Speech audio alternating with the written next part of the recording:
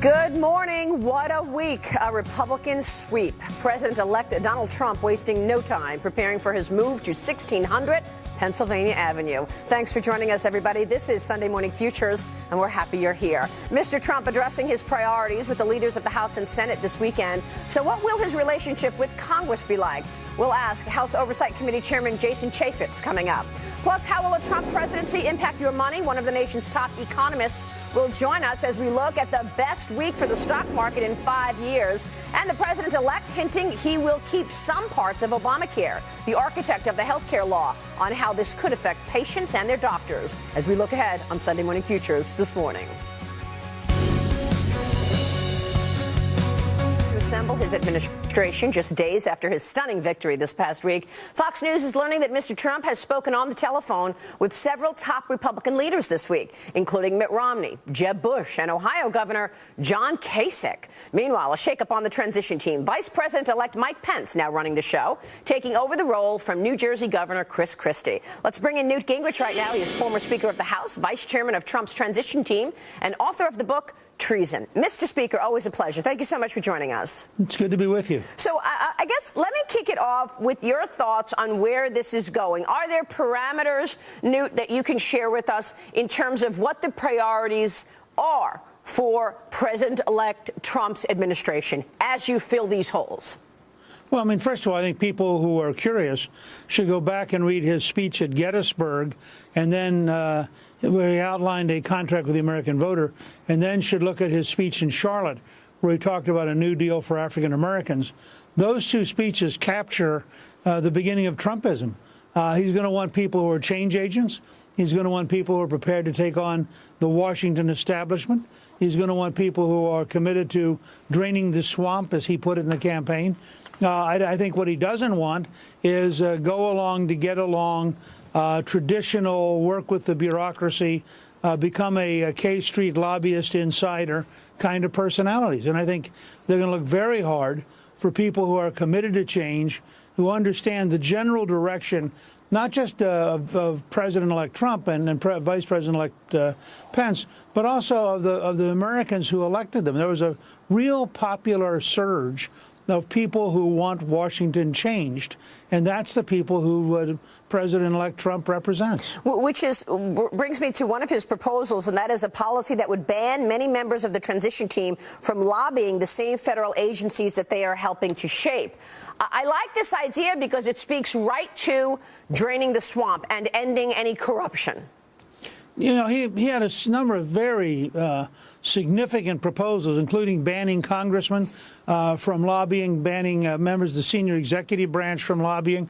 I think that there's a lot to be said for that. And I think that we have to find new ways to work. You want to be able to share information, but you don't want insiders to have huge advantages, and you don't want things to be done based on personality or whose PAC reception you went to for a contribution. And I think cleaning that up is going to be really, really hard. This city has grown into sort of an incestuous jungle. It's one of the highest income areas in America, and it's also one of the bluest. I mean, if you look at the vote patterns of Washington and the surrounding suburbs, this is sort of the center of anti-Trumpism. Is he changing his positions on any of the things that really led him to victory? People are questioning, is he actually going to build that wall on the southern border? People are questioning Obamacare. Is he going to keep any parts of it? After his meeting with President Obama, there's this conversation taking place that, oh, maybe he won't completely repeal and replace. And then, of course, there's the Muslim ban. That's been taken off the website. Has he softened his stance there? Tell me about the evolution of Trump policies, Newt, and whether or not we should expect any change to what he told us on the campaign trail. Well, first of all, I think you always have to expect some changes as you start developing the details of a general direction. Is he going to get control of our southern border? I suspect he is. I suspect he's going to do it with a combination of dramatically reinforcing the Border Patrol and the customs agents and developing appropriate kinds of walls and fences, which we know work. I mean, Hungary reduced the number of refugees coming in by 99% in one day, simply by building an effective fence and policing it. So we know it can be done, and countries have done it all over the world. Trump does know how to build things. That'll be one of his highest legislative priorities, I would guess. I think also there are parts of Obamacare, the Affordable Care Act, that are clearly going to survive.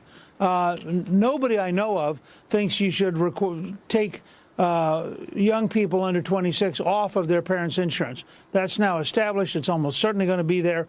And nobody in the insurance industry seems to think that in itself that's a problem.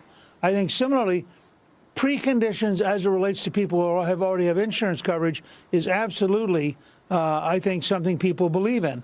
Dealing with people who don't get insurance, however, is a different problem, and that may lead to the development of high-risk pools or other kind of measures because people who absolutely refuse to buy insurance put themselves and the entire system at risk financially. I feel like the Fox Business Network was really, it got it from the get-go in terms of Trump's appeal. I know you and I have spoken in the past about small business. Every time I run into a small business person, they were just desperate for Trump economics because of Obamacare. They want that repealed and replaced.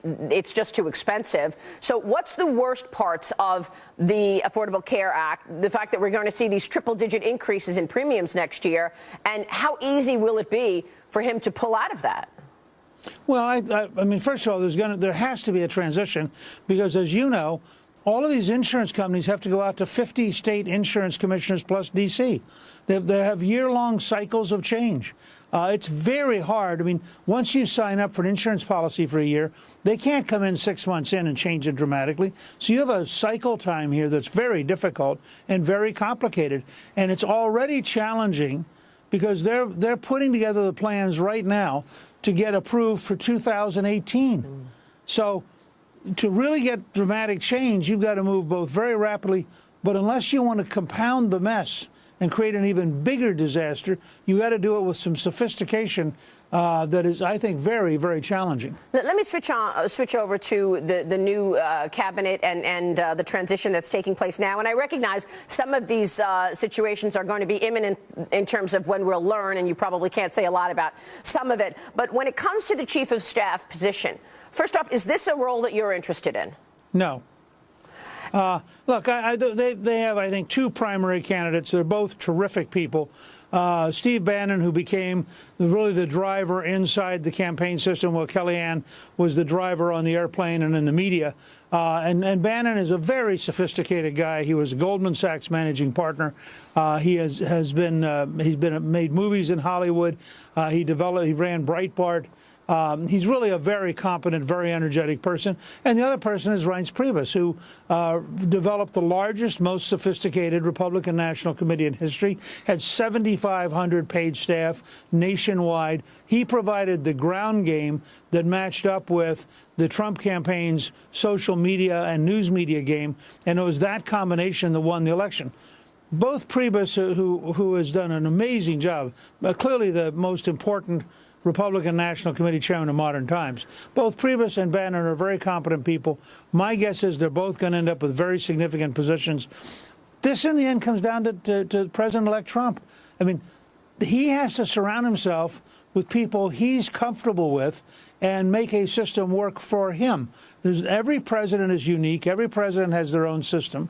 And he has got to do something along that line. If you notice with President Obama, his closest advisor is not the chief of staff. The chief of staff runs the White House, but in fact is not his closest advisor. Which is why I would think that having a Washington guy or gal in there as chief of staff would be better, because there will undoubtedly be blind spots that come up, that President-elect Trump needs somebody who knows his way around Washington. So maybe Reince Priebus. But those are the two leading candidates. But remember, I mean, Bannon knows his way around Washington, too. I like Reince is a very close personal friend of mine, so I have some prejudice there. I've worked with Bannon on a number of movies. I know how smart he is.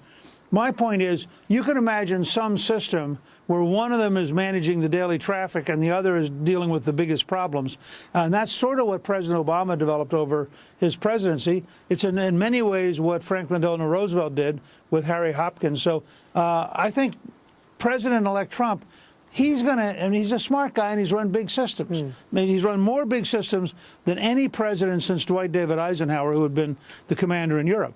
And so he's going to think through what he needs to make the White House work on his terms. Real quick, Newt, before you go, this phone call that went on between John Kasich and President-elect Trump and Mitt Romney, the Bushes. Wow, what a mistake for those guys to not get behind the person that they made a pledge that they would get behind. Is there a friendship? I mean, what does it matter that they did what they did and they deserted Donald Trump, frankly? Well, of course it matters. I mean, you can't have the kind of vitriol that Mitt Romney used and not have some of it stick. You can't have the kind of moral arrogance that John Kasich displayed all the way through and not have some of it stick. On the other hand, I think President-elect Trump was serious when he said on election night he wants to be president of all the American people. He wants to bring everyone together.